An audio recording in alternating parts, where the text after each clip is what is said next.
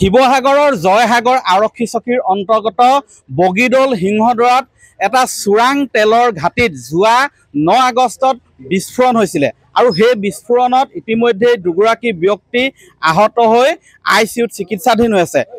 সেই ঘাটিটোত হাজাৰ হাজাৰ লিটাৰ চোৰাং ক্ৰুড অইল উদ্ধাৰ হৈছে, গুদাম সিল কৰিছে আৰক্ষী প্ৰশাসনে। কিন্তু অতি পৰিতাপৰ বিষয় যে এই পৰ্যন্ত সেই চোৰাং কাৰবাৰ তেলৰ চোৰাং কাৰবাৰ চলাই অহা ৰমৰমীয়া বেহা চলাই অহা যি মূল মাষ্টাৰ মাইণ্ড আবুল আলী জেলিল আলীক এই পৰ্যন্ত আৰক্ষীয়ে গ্ৰেপ্তাৰ কৰিবলৈ সক্ষম হোৱা নাই। আচলতে কোন ৰাজনৈতিক নেতাৰ পৃষ্ঠপোষকতাত এনেধৰণৰ চোৰাং তেলৰ বেহা চলি আহিছে আৰু কাৰ আশীৰ্বাদ পুষ্ট হৈ এই দুগৰাকী দুৰ্ধৰ্ষ কুখ্যাত তেল চোৰ পলাই ফুৰিবলৈ সক্ষম হৈছে, তাক লৈ বৰ্তমান প্ৰশ্ন উত্থাপন হৈছে। কেৱল আবুল আলী বা জেলিল আলীটো বাদেই এই গোটেই ঘটনাটোৰ লগত জড়িত যিসকল আন সাংগু পাংগু আছে তেওঁলোককো আৰক্ষীয়ে এই মুহূৰ্তলৈকে এজনকো কৰায়ত্ব কৰিবলৈ সক্ষম নোহোৱা ঘটনাক লৈ তীব্ৰ প্ৰতিক্ৰিয়াৰ সৃষ্টি হৈছে।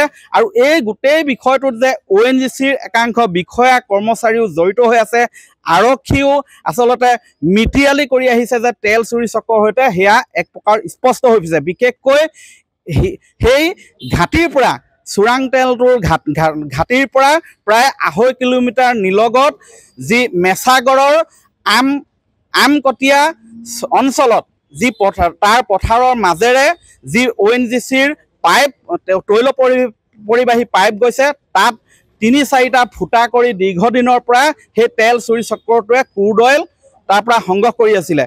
কিন্তু এই সকলোবিলাক বৰ্তমান পোহৰলৈ আহিছে যদিও কিন্তু আৰক্ষী প্ৰশাসনে যিধৰণে তৎপৰ হ'ব লাগিছিলে তেল চুৰি চক্ৰক পুলিয়ে পোখাই উৎখাত কৰিবলৈ, সেয়া পদক্ষেপ লোৱা নাই, যাৰ বাবে বিভিন্ন জাতীয় সংগঠন দল সংগঠনে প্ৰতিক্ৰিয়া প্ৰকাশ কৰিছে। মই প্ৰথমে আপোনাৰ ওচৰলৈ আহিছোঁ, কি ক'ব?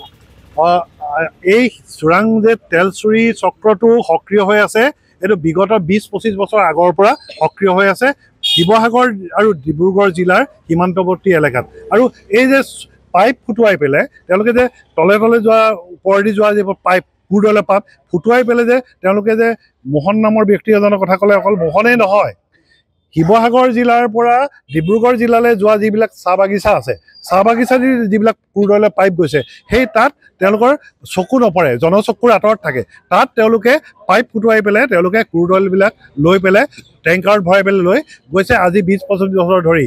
এইদৰে শিৱসাগৰত চলি আছে। তাহানি ৰাজনৈতিক দলৰ পৃষ্ঠপোষকতা কংগ্ৰেছৰ দিনতো চলি আছিলে একেদৰে, আৰু বৰ্তমান বিজেপি দলৰ পৃষ্ঠপোষকতাতো এই ধৰণৰ চিণ্ডিকেট বৰ্তমান চলি আছে। সেইকাৰণে অসমৰ মুখ্যমন্ত্ৰী ডক্টৰ হিমন্ত বিশ্ব শৰ্মাক অনুৰোধ জনাইছোঁ যাতে এই চোৰাং তেলৰ চিণ্ডিকেটটো আপুনি যদি হস্তক্ষেপ নকৰে, এই যিবিলাক পালি নেতাবিলাকে চলাই আছে ৰাজনৈতিক দলৰ চক্ৰান্তত, সেই চলি থাকিব আৰু শিৱসাগৰৰ পৰা ৰাজহ ONGC ৰাজহ বহুলাংশে হ্ৰাস পাব। কি ক'ব? চাওক, চোৰাং তেলৰ কাৰবাৰত পৰি আচলতে শিৱসাগৰত বিগত সময়খিনিত মানুহৰ মৃত্যুমুখত পৰিছে। আৰু এই চোৰাং তেলৰ কবলত পৰিয়ে আজি শেহতীয়াকৈ এটা বিস্ফোৰণ পৰ্যন্ত সংঘটিত হৈছে। গোটেই কথাবিলাকত আচলতে জনতাৰ প্ৰতি ভাবুকি আহি পৰিছে, জীৱনৰ প্ৰতি ভাবুকি আহি পৰিছে। কিন্তু আমি দেখা পাইছোঁ শিৱসাগৰ জিলা প্ৰশাসনেই হওক বা অসম চৰকাৰে হওক এই বিষয়টোক উজনি অসমৰ যিটো তেল চুৰি চক্ৰ, এই তেল চুৰি চক্ৰটোক উৎখাত কৰিবৰ কাৰণে কোনো ধৰণৰ ব্যৱস্থা গ্ৰহণ কৰা নাই। ইয়াৰ পৰা এটা কথা স্পষ্ট হয় যে গোটেই বিষয়বিলাকত এক কমিশ্যনৰ অংক জড়িত হৈ আছে। গতিকে আমি এটা কথা স্পষ্ট কৰি এই মুখ্যমন্ত্ৰীজনক দাবী জনাইছোঁ যে অনতি বিলম্বে আবুল আৰু জেলিল এই দুজন ব্যক্তিক আটক কৰি উজনি অসমৰ পৰা যি তেল চুৰি চক্ৰ, এই তেল চুৰি চক্ৰটো সম্পূৰ্ণৰূপে উৎখাত কৰিবৰ কাৰণে ব্যৱস্থা গ্ৰহণ কৰক। অন্যথা কিন্তু আমি ভাবিবলৈ বাধ্য হ'ম যে দুৰ্নীতিৰ বিৰুদ্ধে শূন্য সহনশীলতাৰ যিটো নীতিৰ কথা আপোনালোকে কৈ থাকে, এইটো কেৱল আপোনালোকৰ এটা শ্লোগান, ইয়াক আপোনালোকে কৰ্মত পৰিণত নকৰে। আচলতে যেতিয়া চোৰাং তেলৰ কাৰবাৰৰ কথা আহে, চোৰাং তেলৰ ব্যৱসায়ৰ কথা, অবৈধ ব্যৱসায়ৰ কথা, তেতিয়া কিন্তু আৰক্ষীৰ কথা সদায় আহে। আচ্ছা, আৰক্ষীৰ ওপৰত সদায় প্ৰশ্ন হয়। কিন্তু সেয়েহে মই আৰক্ষী প্ৰশাসনক অনুৰোধ জনাইছোঁ যে আজি 4টাকৈ দিন উপক্ৰম হ'ল, তাৰপিছতো আবুল আৰু জেলিল নামৰ এই দুজন চোৰাং তেলৰ ব্যৱসায় কৰা ব্যক্তিক এৰেষ্ট কৰিব নোৱাৰাটো অতিশয় লাজৰ বিষয়।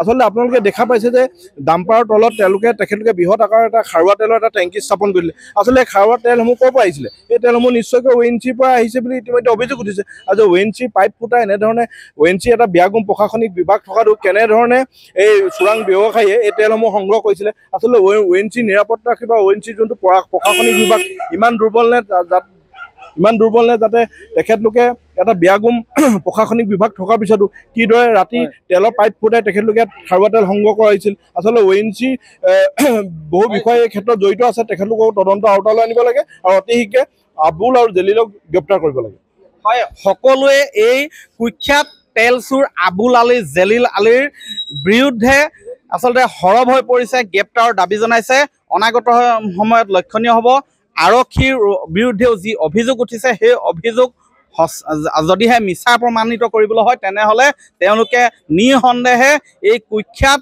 তেল চুৰি চক্ৰক উৎখাত কৰিব লাগিব সেয়া কেতিয়ালৈ কৰিব সেয়া অনাগত সময়ত লক্ষণীয় হ'ব আপুনি বিচৰা বাতৰি পাব কেৱল নিউজ 18 এপত নিউজ 18 এপ ডাউনলোড কৰিবলৈ স্ক্যান কৰক এই QR কোড গুগল প্লে ষ্টৰতো পাব এই নিউজ 18 এপ